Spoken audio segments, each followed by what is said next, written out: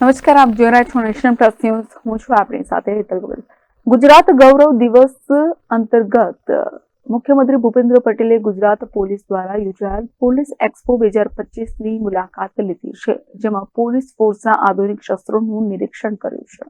ગુજરાત ગૌરવ દિવસ 2025ની ઉજવણીના ભાગરૂપે ગુજરાત પોલીસ દ્વારા પોલીસ એક્સપો 2025 અંતર્ગત શસ્ત્ર પ્રદર્શનનું આયોજન કરવામાં આવ્યું છે.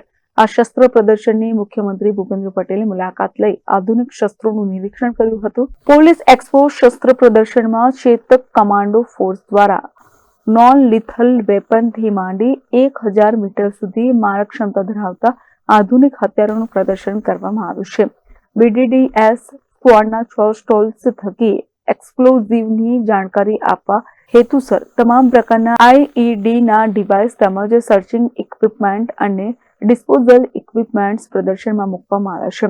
State disaster response team SDRF દ્વારા 8 સ્ટોલ્સ દ્વારા કુદરતી આપત્તિ સમયે બચાવ કામગીરીના તમામ સાધનો તેમજ ગુજરાત મરીન ટાસ્ક ફોર્સ દ્વારા 6 સ્ટોલ્સ થકી દરિયાઈ સુરક્ષા માટેના આધુનિક હથિયાર અને ઇક્વિપમેન્ટ્સ પ્રદર્શનમાં મૂકવામાં આવ્યા છે. Kiran Gohil, nation plus news, Panchmahal. સમાચારોના સતત અપડેટ મેળવવા માટે અમારી નેશન પ્લસ ન્યૂઝની યુટ્યુબ ચેનલને સબસ્ક્રાઇબ કરો, બેલ આઇકન દબાવો અને જોડાયેલા રહો ફેસબુક, ઇન્સ્ટાગ્રામ અને ટ્વિટર પર.